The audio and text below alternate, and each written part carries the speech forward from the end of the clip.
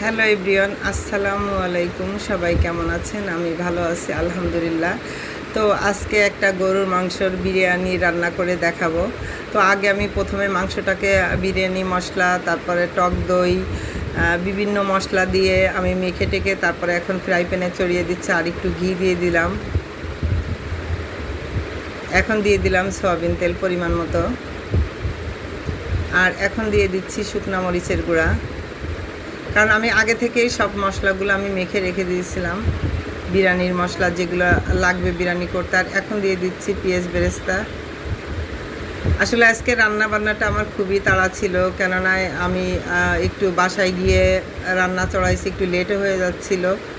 তো যাই হোক, এই যে মাংসটা আমি বারবার উঠানামা করছি, ঢাকনাকে কষিয়ে নিছি ভালো করে, আপনাদেরকে পুরো ভিডিওটা দেখাইতে পারিনি। তো এখন আমি চালটাকে ভালো করে ফ্রাই করে নিচ্ছি। তো চালটাকে ভালো করে নেড়ে চেড়ে এখন এর মধ্যে আমি দিয়ে দিব সেই ভুনা মাংসটা দিয়ে এখন ভালো করে মিশিয়ে নিব। ভালো করে মিশিয়ে এখানে আমি এখন গরম পানি দিয়ে দিব। আগে থেকে গরম পানি করে রেখেছিলাম। তো গাইস, আজকে পুরোপুরি রেসিপিটা আপনাদের সঙ্গে শেয়ার করতে পারিনি। আজকে আমার এক বড় আপু আসবে।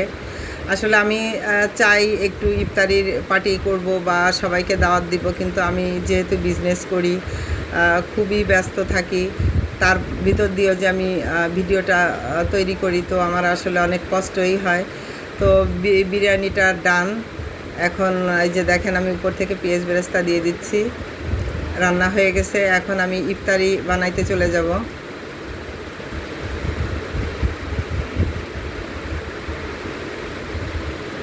আমি উপর থেকে একটু মাওয়া ছড়িয়ে দিলাম। আর এখন একটু ভাতটাকে যে নেড়ে ছেড়ে দেখালাম, দেখেন মাশাআল্লাহ অনেক সুন্দর হয়েছে।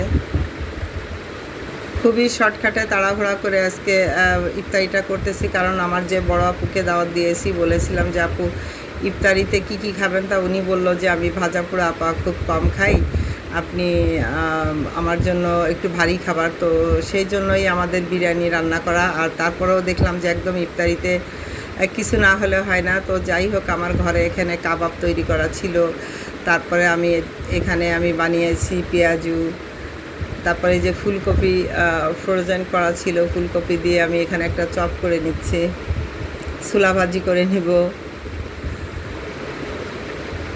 তো এখন আমি তাড়াহুড়া করে শরবতটা বানিয়ে নিচ্ছি, কারণ ইফতারির টাইমও হয়ে গিয়েছে।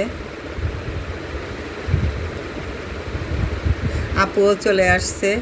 তো এখন ইফতারিটা আমি রেডি করব। মাশাল্লাহ, এই হচ্ছে আজকের ইফতার। আর আজকের ইফতারিতে হচ্ছে আমি গরুর কাচ্চি রান্না করছি, কাচ্চি বিরিয়ানি। তো এই জন্য শুকনো আইটেমগুলো কম করছি। তো এই তো আর কিছুক্ষণের মধ্যে আজান দিয়ে দিবে।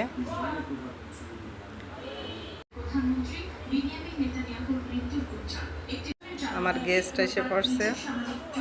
তো আজকের গেস্ট হচ্ছে আমার এক বড় আপু। তো আপু হচ্ছে শুকনা ইফতারিগুলো খুব কম খায়, ভাজা পোড়া। বললো যে আমি একটু ভাত টাত এগুলো খাই, এই জন্য আপুর জন্য আমি বিরিয়ানি রান্না করছি।